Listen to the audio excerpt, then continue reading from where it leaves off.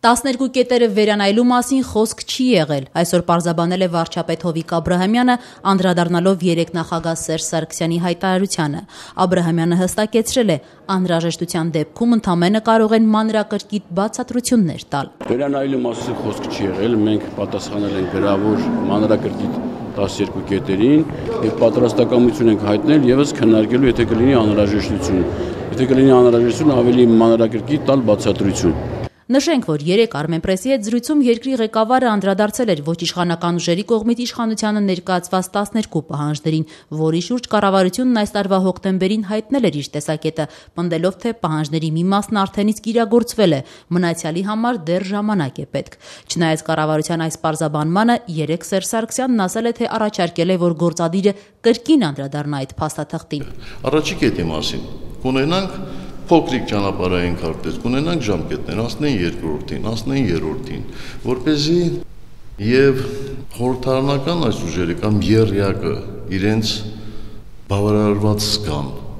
չասեն մեզ անտեսեցին։ Եվ մյուս կողմից էլ կառավարությունը կարծում եմ, որ մեկ անգամ եւս քննարկելով միգուցե նոր հայացքով կարող է նայել այս ողջ փաթեթին։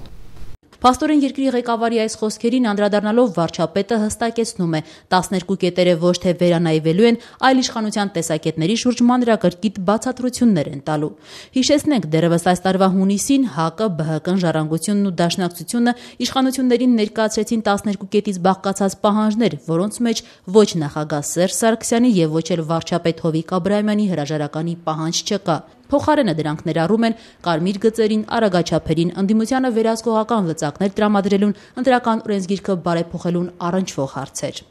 Պատասխանելով Ազատության այն հարցին, թե ինչու Սերժ Սարգսյանն անսպասելիորեն որոշեց անդրադառնալ դեռևս հունիսին ներկայացված 12 պահանջներին, արդյոք իշխանությունն այս գործընթացը իբրև փողզիչում է դիտարկում, իշխող հանրապետականի խոսնակ Էդուարդ Շարմազանովն ասաց, թե խնդիրը փողզիչման մեջ չէ։ Սերժ Սարգսյանն այս հայտարարությամբ ցույց է տալիս, որ գործելու մեկ միջոց կա՝ երկխոսություն եւ համագործակցություն։ Իշխանությունը նախագահի շուրթերով, նախագահի մակարդակով ցույց տվեց, որ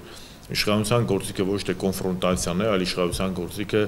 երկխոսությունն է, հանդուրժողականությունն է, համագործակցությունն է, ընդհանուր եզրեր գտնելն է եւ որևէ դեպքում կամուրջներ չարելն է։ Կարող ենք ասել, որ ըստ էության Սերժ Սարգսյանը արձագանքեց Գագիկ Ծառուկյանի հանրահավաքում հնչեցված առաջարկներին, որ մենք ունենք պահանջներ կամ այդ պահանջները կատարվում են, կամ մենք գնում ենք այսպես 100,000-ների միջոցով իշխանափոխություն պարտադրելու։ Իդեպ այն, որ տեղի ունեցել Գագիկ Ծառուկյան-Սերժ Սարգսյան հանդիպում, այսօր նաեւ Զերկուսակցության փոխնախագահն է պաշտոնապես հաստատել այդ հանդիպումը կայացել է։ Կարող ենք ասել, որ այդ հանդիպման ընթացքում է այս փոխզիջումային տարբերակին եկել։ Ոչ, սա ընդհանրապես խոսում է մի քայլի մասին, որ Հայաստանի Հանրապետության նախագահը չի գնում կամուրջներ արելու ճանապարհով։ Կառավարությունը, կառավարության անդամները, նաև դուք իշխող հանրապետականը հստակ ասել է իր տեսակետը 12 կետերի վերաբերյալ։ Այդ ինչ փոխվեց, որ հանկարծ հնարավոր եղավ այդ կետերի շուրջ ինչ որ համաձայնությունների։ Խոսքը կետերի շուրջ համաձայնության մասին չէ։ Այսինքն մենք մանրամասն տվել ենք։ Միգուցե մեր ընդդիմադիր գործընկերները ուշադիր չեն կարդացել կառավարության հիմնավորումները, միգուցե բավարարված չեն։ Այսինքն կարող է քննարկումներ լինել եւ նորից իշխանությունն ասի, որ գիտեք ինչ հնարավոր չի, այս ուղղությամբ մենք սա ենք արել, այս սա այս հայտարարությունը եւս մեկ անգամ ցույց է տալիս, որ իշխանությունը պատրաստ է համագործակցության։ Իսկ թե ինչպիսի արդյունք կլինի, կախված է նաև մեր ընդդիմադիր եւ ոչ իշխանական գործընկերների պահվածքից։ Դուք բացառում եք, որ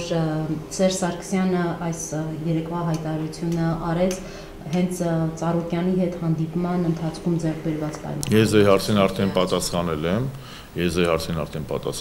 իսկ ընդհանուր առմամբ վերանալով ձեր հարցի կոնկրետությունից, քաղաքականությունը հնարավորինի արվեստ է եւ շատ բան չի կարելի բացառել։ Հավելենք, որ Հայ ազգային կոնգրեսը եւ Բարգավաճ Հայաստանն առայժմ հրաժարվում են արձագանքել Սերժ Սարգսյանի երեկվա հայտարարությանը։ Ոչ իշխանական ուժերը դեռ պետք է քննարկեն այն եւ ամենայն հավանականությամբ հանդես կգան միասնական հայտարարությամբ։